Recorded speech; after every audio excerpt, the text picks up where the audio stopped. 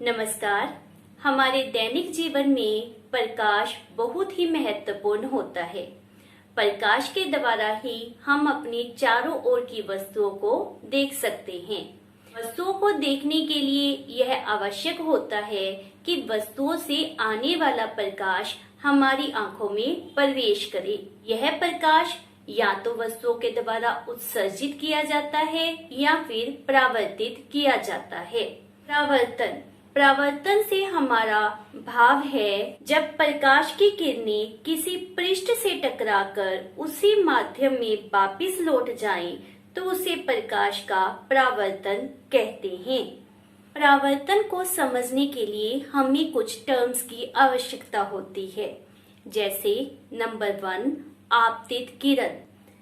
पृष्ठ पर पड़ने वाली प्रकाश किरण को आपतित किरण कहते हैं।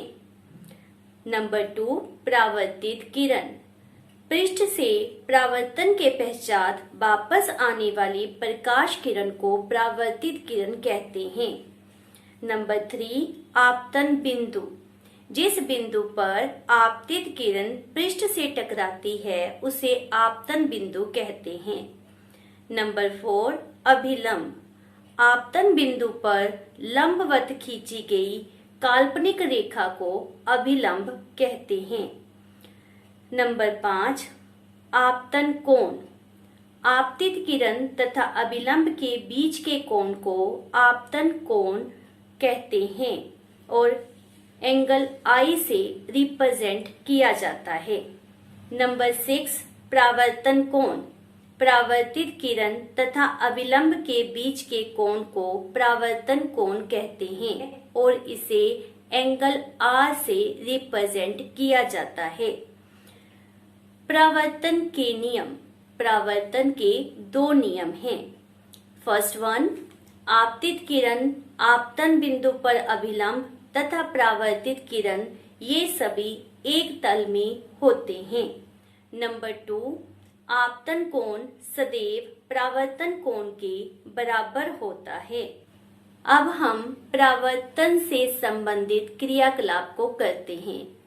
इसके लिए हमें जो आवश्यक सामग्री चाहिए वह है pencil, chart, scale, plastic box, समतल दर्पण, माचिस की डिब्बी, लेजर लाइट, अगरबत्ती या धूप। अब हम करते हैं हमारा आज का experiment.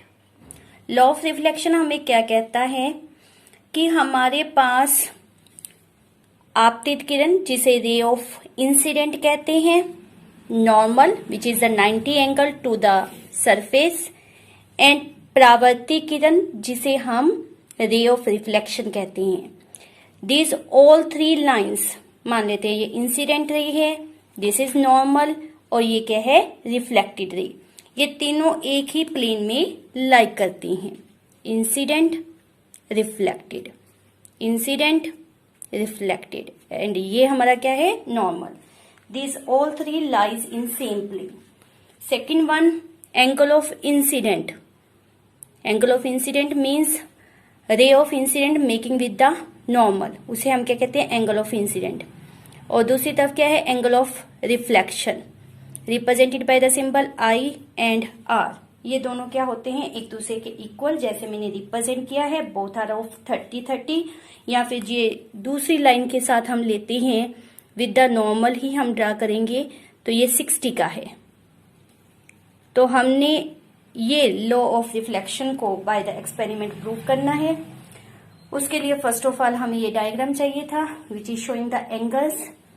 Next we need a box, और बॉक्स में स्पेशलिटी आपके पास क्या है कि इसकी वन साइड के ऊपर आपके पास मिरर लगा हो, प्लेन मिरर, जिसके द्वारा हम रिफ्लेक्शन को रिप्रेजेंट करेंगे। Then we need a match stick, धुआं करने के लिए धूप, and laser light. Laser light के लिए हमारे पास पेन है जिसके द्वारा we produce laser light. Clear? तो स्टार्ट द एक्सपेरिमेंट। उसके लिए हम पहले इसको ऑन करेंगे जिसके द्वारा हमने धुआं प्रोड्यूस करना है।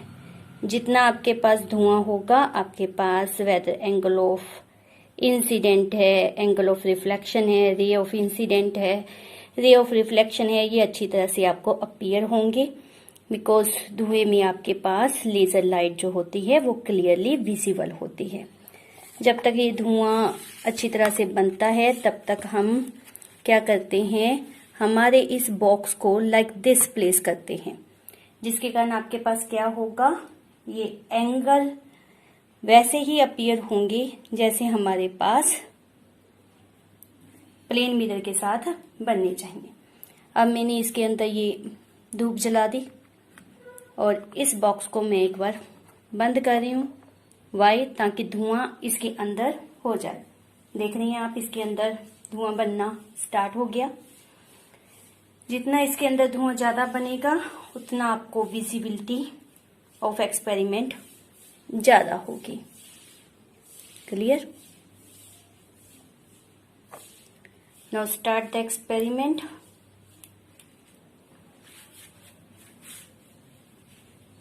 हम इसको स्लाइटली ओपन कर रहे हैं। प्लेन मिरर हमारे पास लगा हुआ है। फर्स्ट ऑफ ऑल रे ऑफ इंसिडेंट आपको क्लियर हो रही है। रे of incident makes an angle of 0 और इसका जो रिफ्लेक्शन हो रहा है वह सेम लाइन में हो रहा है। इट मीन्स जो एंगल ऑफ रिफ्लेक्शन है वह भी कितना है, 0, सेम। नेक्स्ट हमने देखना है for the angle of 30।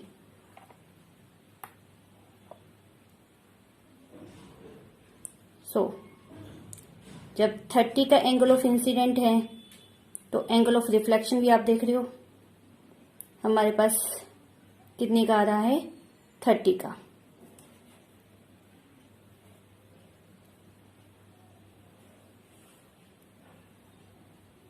That is now clear. 60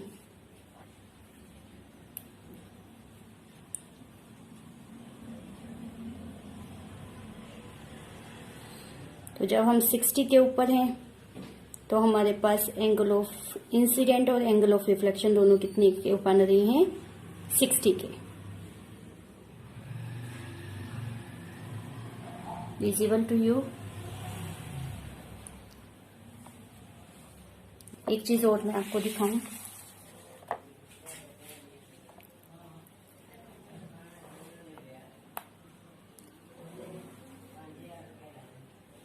just see on the mirror. आपके पास पता चल रहा है कि किस तरह से लाइनें सरफेस के साथ टकरा रही हैं, वहां पर कट का निशान बन रहा है। दोबारा इसको देखते हैं। I just move on this side.